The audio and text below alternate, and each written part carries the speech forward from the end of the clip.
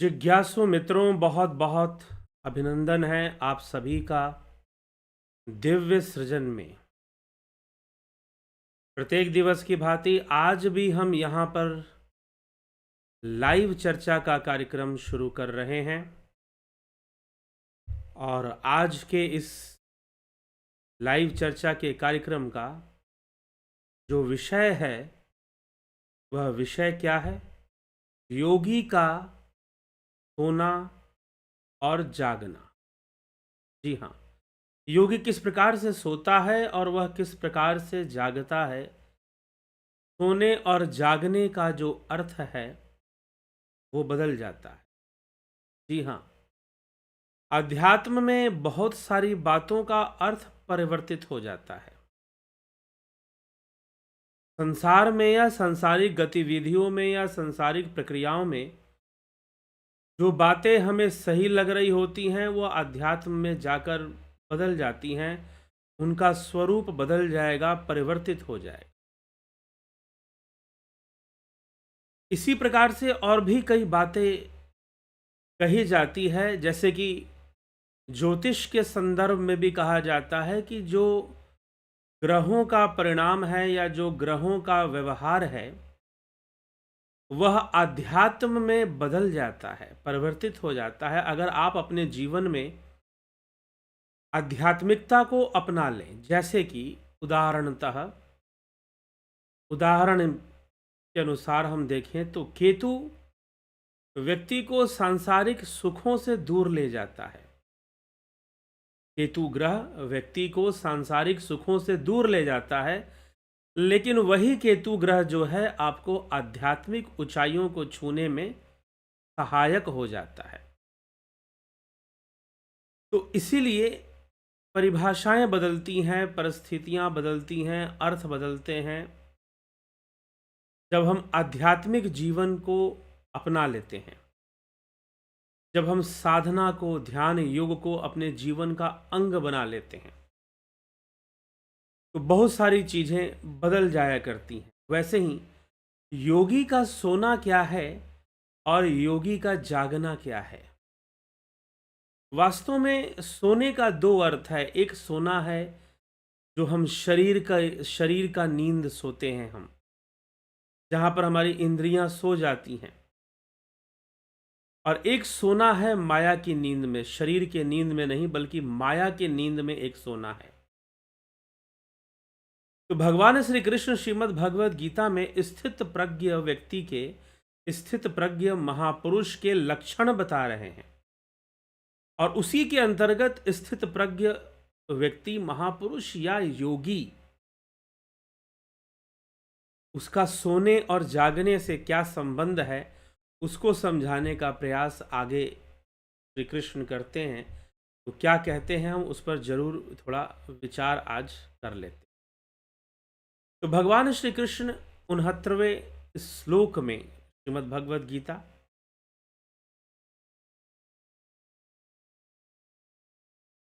के दूसरे अध्याय, सांख्य योग नामक दूसरा अध्याय 69वां श्लोक में क्या लिखते हैं? या निशा सर्वभूतानां तस्याम जागर्ति संयमी, यस्याम जागृति भूतानि सा निशा पश्यतो मुने।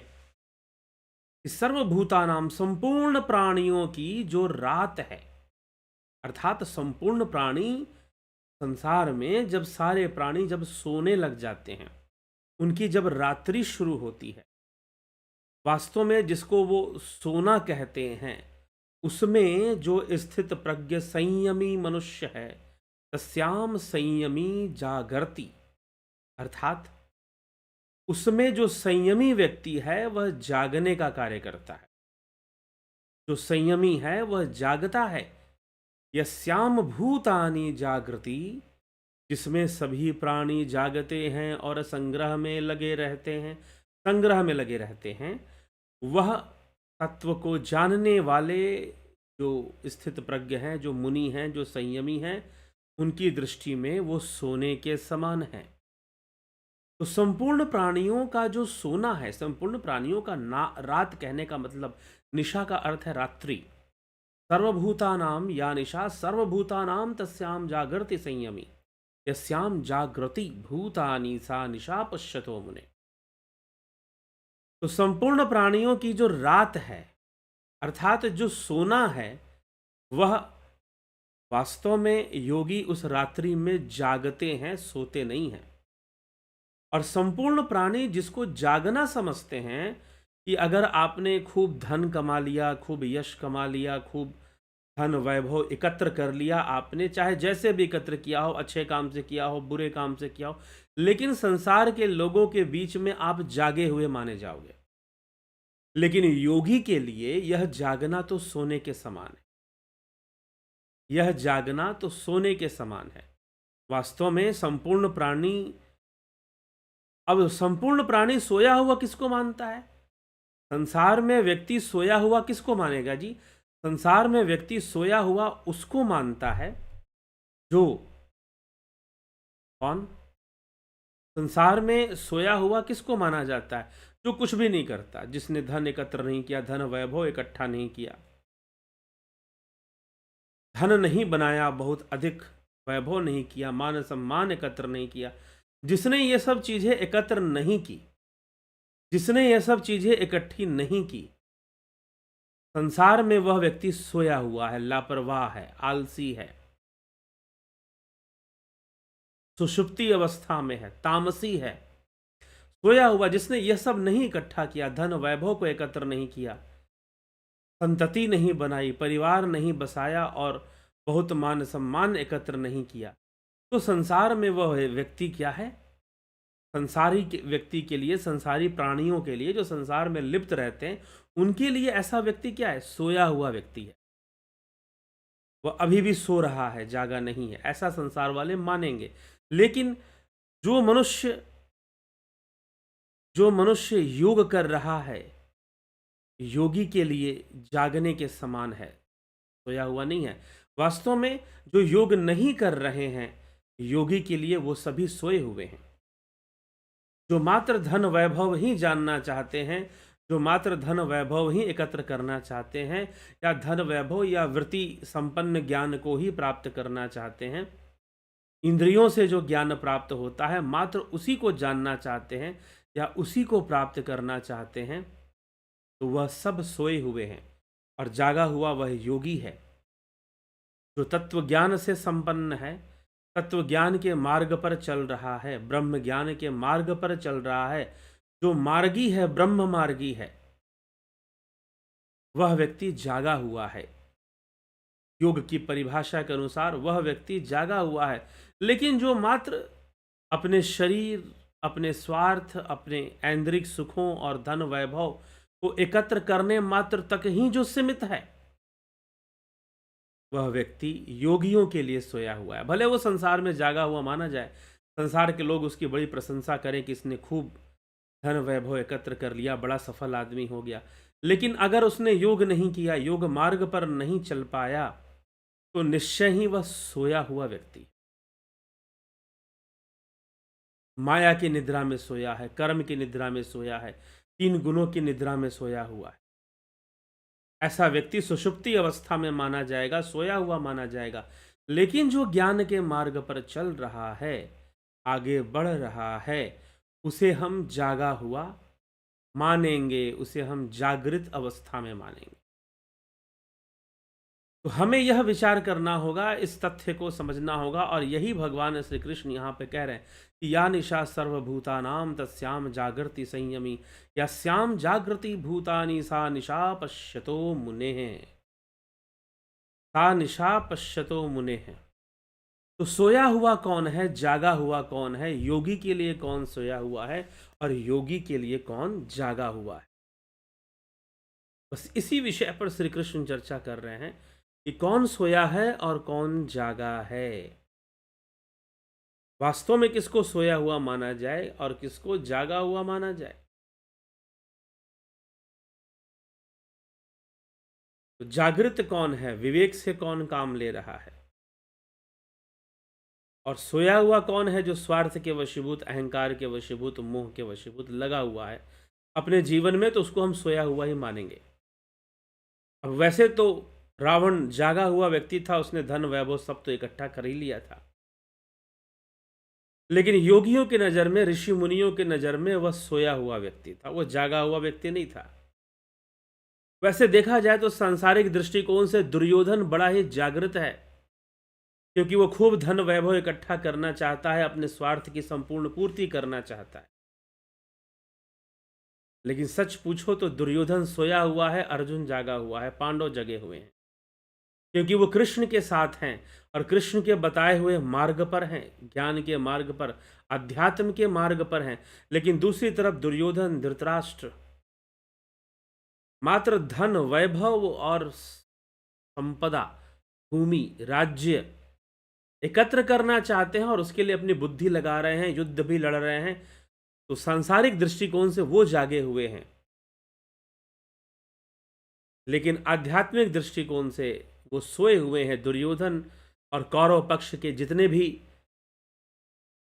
योद्धा हैं, दुशासन आदि, धृतराष्ट्र आदि, सब के सब सुषुप्ति अवस्था, सोए हुए हैं, सबके सब जागे हुए नहीं है। जागा हुआ है तो अर्जुन जाग रहा है गीता के ज्ञान से, अर्जुन जाग रहा है। तो वास्तव में जागना किसे कहते हैं और सोना किसे कहते हैं? जब आप अत्यधिक माया में लिप्त रहेंगे तो फिर उसे सोना ही कहा जाएगा, माया की निद्रा में आप सो रहे हैं। और यदि आप योग के मार्ग पर चल रहे हैं तो आप जाग रहे हैं, क्योंकि मनुष्य जीवन की प्राप्ति इसी योग की प्राप्ति के लिए हुआ है। नहीं तो आहार निद्रा भय मैथुन तो सभी जीव कर ही लेते हैं। आहार निद्रा भय मैथुनम च समानमेत पशुभि नरमान धर्मो हि तेषाम अधिको विशेषु धर्मेन हीन पशुभि समाना। जो धर्म से हीन है वह निश्चय ही पशु है। तो धर्मवान होकर व्यक्ति को कर्म करना चाहिए, ज्ञान के मार्ग पर चलना चाहिए। तो यही विषय, योगी का सोना क्या है, योगी का जागना क्या है। वास्तव में संसार के लिए जो जागृत अवस्था है वह योगी के लिए सोने के समान है, अर्थात सुषुप्ति के समान है।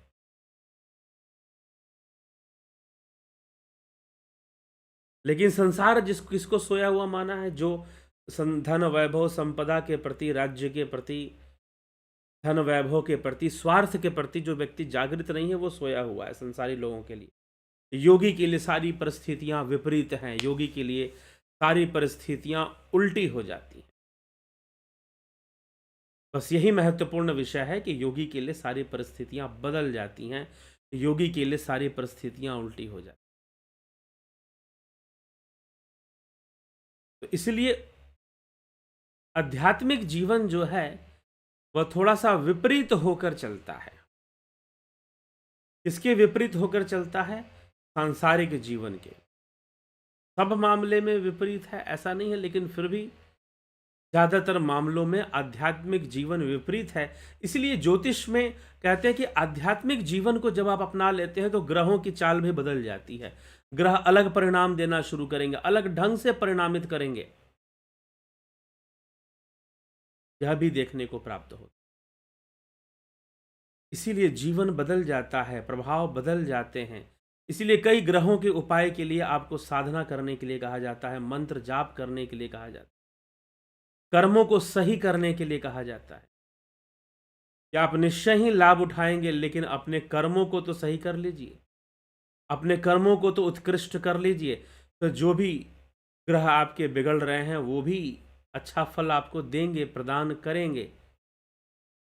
यह सारी बातें, यह सारे विचार आपको करने हैं।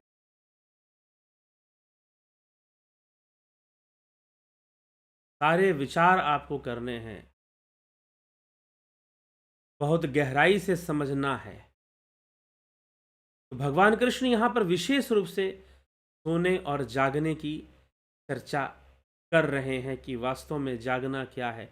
जो भीतर से जागा हुआ है, जो सचेत है अपने अंतःकरण के प्रति, मन, बुद्धि, चित्त, अहंकार, इनके प्रति जो सचेत है, और जो इनके प्रति सचेत नहीं है उस क्या होगा? मनो अनुगामी हो जाएगा, इंद्रियों का अनुगामी मन बन जाएगा, और इंद्रियों का अनुगामी मन बनने से बुद्धि का हरण हो जाएगा, जो पीछे हमने सुना है।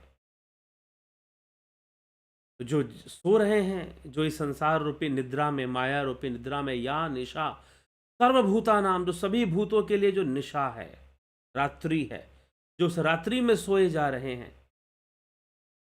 भला उनको जागा हुआ कैसे कहा जाए? वो माया रूपी निद्रा में, माया रूपी निशा में सो रहे हैं। उनकी समस्या यही है कि वो माया रूपी निशा में विश्राम कर रहे हैं, माया रूपी निशा में सो रहे हैं। लेकिन जागने का उपाय होना चाहिए, वह साधना से होगा, आत्मज्ञान ध्यान योग से होगा। जागने की प्रक्रिया मिलेगी। जब ध्यान योग का कोर्स आप करेंगे तो आपको जागने के, स्वयं के प्रति जागिए, अपने प्रति जागिए, अपने मन के प्रति, बुद्धि के प्रति, चित्त अहंकार के प्रति आपका जागरण होना चाहिए। इसलिए कृपया करके आप जागिए। ऐसा उपदेश श्रीमद् भगवद गीता में देने का प्रयास किया जा रहा है। इसलिए हमको सोना नहीं है, हमको जागना है। दुर्योधन सोया हुआ है, पांडव जगे हुए हैं, क्योंकि वो योग मार्गी बन रहे हैं। सचेत होना जरूरी है, स्वयं के प्रति सचेत होना, मात्र बाहरी वस्तुओं के प्रति नहीं, बाहरी व्यवहार के प्रति, स्वयं के प्रति, स्वयं के मन बुद्धि चित्त अहंकार के प्रति सचेत होना, कॉन्शियस होना अति आवश्यक है। तो यही भगवान कृष्ण का यहाँ उपदेश है कि तुम जो योगी है, जो स्थित प्रज्ञ योगी है, उसके लिए सोना और जागना क्या है? संसार में धन वैभव एकत्र करना, यह सब सोने के समान है। मोक्ष की ओर बढ़ना ही जागने के समान है। कैवल्य की ओर आगे बढ़ना ही जागने के समान है। तो हमें जागने की प्रक्रिया को भी भली भांति समझना चाहिए। जागने का जो तरीका है, जो मार्ग है, उसको भी अच्छे से समझना चाहिए, नहीं तो बहुत भारी गलती भी हो सकती। इसीलिए एक प्रॉपर वे में यहाँ पर आपको ध्यान योग का कोर्स चलता है। यह जागने की प्रक्रिया है। यह ध्यान योग का कोर्स क्या है? यह जागने की प्रक्रिया है, जागृत होने की प्रक्रिया है। तो यह कोर्स ऑनलाइन कोर्स यह चलता है, 20 दिसंबर से शुरू हो रहा है। लेकिन कई लोग प्रश्न करते हैं कि भला ध्यान योग आप ऑनलाइन कैसे सिखाएंगे? ध्यान योग भला आप ऑनलाइन कैसे सिखा देंगे? तो उसी के लिए आपको नहीं समझ में आ रहा कि ऑनलाइन क्या होगा, कैसे होगा, तो एक फ्री डेमो क्लास रखा गया है। फ्री डेमो क्लास, जी हाँ, 14 दिसंबर को, 14th ऑफ दिसंबर 2022, 2022। तो 14th ऑफ दिसंबर को शाम को 6:30 बजे आपको यह कार्यक्रम है। तो यह जो डेमो क्लास जो हुआ है, जो इसलिए रखा गया डेमो क्लास, इसीलिए रखा गया ताकि लोग समझ सकें कि यह कार्यक्रम ऑनलाइन मीडियम से कैसे चलेगा।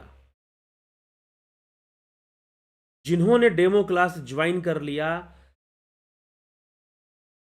और ज्वाइन कर कर इसका लाभ उठा लिया, वो समझ गए होंगे। जैसे कि आज डेमो क्लास हुआ, आगे भी यह डेमो क्लास होगा। Demo class free, demo class जो है आपको आगे भी प्राप्त होगा, आगे भी मिलेगा। तो जिन्होंने इस फ्री डेमो क्लास को समझा है कि यह ऑनलाइन क्लास कैसे चलेगा, तो निश्चय ही इसको ज्वाइन कर कर इस कार्यक्रम का भली भांति आप लाभ उठाइए। ध्यान योग का कोर्स ज्वाइन कर कर, उसी प्रकार से ध्यान योग का जब हम कोर्स ज्वाइन करेंगे तो हम स्वयं के प्रति जागृत होना सीख जाएंगे, अपने प्रति। साथ ही शरीर के बेहतर स्वास्थ्य के लिए, इम्यूनिटी पावर को डेवलप करने के लिए, रोगों से लड़ने की क्षमता को विकसित करने के लिए जरूरी है प्राकृतिक चिकित्सा को भी जानना और समझना। प्राकृतिक चिकित्सा का भी कोर्स आप 20 तारीख से ज्वाइन कर सकते हैं। तो 20 दिसंबर से यह कोर्स शुरू होगा। Duration 1 month. Guided meditation, transcendental meditation, spiritual healing, ये सारी चीज़ें आपको इसमें सिखाई जाएंगी ध्यान योग के कोर्स में। प्राकृतिक चिकित्सा में भी बहुत सारी क्रियाएं होती हैं, हाइड्रोथेरेपी होती है, जल की क्रियाएं होती हैं कुछ, जिससे कि उपचार किया जाता है। उन सभी जल से, अग्नि से, प्राकृतिक शक्तियों का प्रयोग किया जाता है, प्राकृतिक रूप से किया जाता है। यही प्राकृतिक चिकित्सा की विशेषता है कि प्राकृतिक शक्तियों का प्रयोग बीमारियों को ठीक करने में प्राकृतिक रूप से किया जाए, यह नहीं कि किसी दूसरे रूप से किया जाए। तो प्राकृतिक चिकित्सा के इस विषय को भली भांति भी हमें निश्चय रूप से हमें समझना चाहिए। प्राकृतिक चिकित्सा के इस रूप को, कोर्स उसके लिए भी ज्वाइन कर सकते हैं। स्वास्थ्यवर्धक कोर्स है, बीमारियों को दूर करने वाला कोर्स है, ठीक। लेकिन यह ध्यान योग मन का रोग दूर करता है, यह जागना सिखाता है, यह सोना नहीं सिखाता है। तो निश्चय ही हमें इन कोर्सेज का लाभ उठाना चाहिए और जागृत होकर इन कोर्सेज के प्रति जाग कर ही हम आगे बढ़ सकते हैं। और बहुत सारे जीवन के देखिए बहुत सारे पक्ष हम शुरुआत में ध्यान नहीं देते, बाद में समझ में आता है कि हमें जीवन में इस पक्ष पर भी ध्यान देना चाहिए था। तो कई बार हम आध्यात्म को बहुत हल्का पक्ष मान लेते हैं और सोचते हैं कि नहीं भी अध्यात्म को जानेंगे तो जीवन अच्छा बीत जाएगा। जी नहीं, बहुत सारे मन में प्रश्न होते हैं लोगों को अपने जीवन को लेकर, वह बिना ध्यान योग के, बिना आध्यात्मिक मार्ग को अपनाए, बिना आध्यात्मिक मार्ग को अपनाए तब तक आध्यात्मिक मार्ग को नहीं, तो यह जीव जगत, यह जीव, यह सो ही रहा है, निद्रा में ही अपना जीवन व्यतीत कर रहा है, वह जागृत अवस्था में है ही नहीं, यह मानना पड़ेगा। इसी के साथ जिज्ञासुओं, हमें जागना है तो यह ध्यान योग और प्रैक्टिकल स्पिरिचुअलिटी, देखिए जो भी आप सुनते हैं वो थ्योरी है, जो भी आप पढ़ते हैं वो थ्योरी है, लेकिन प्रैक्टिकल स्पिरिचुअलिटी क्या है? जब आप अपने आप को साधना के मार्ग पर, योग ध्यान के मार्ग पर, ध्यान योग के मार्ग पर, योग साधना के मार्ग पर उतार देंगे, तो फिर जाकर वह प्रैक्टिकल होगा। तो प्रैक्टिकली हमको सीखना समझना पड़ेगा कि ध्यान योग कैसे है और जागना कैसे पड़ता है, कैसे हम जागृत हो पाते हैं, तो यह भी हमें जान पाएंगे। तो यह प्रैक्टिकल अध्यात्म से ही संभव है। तो 20 दिसंबर से यह कार्यक्रम शुरू हो रहा है, तो निश्चय ही आप इससे लाभान्वित हो, लाभ उठाएं, अपना कल्याण करें, समाज का भी कल्याण। तो जिज्ञासु, इसी के साथ हम विराम देंगे आज के विचारों को। बहुत बहुत आभार आप सभी का। कल फिर मिलेंगे 9 PM लाइव चर्चा में। ओम तत्सत।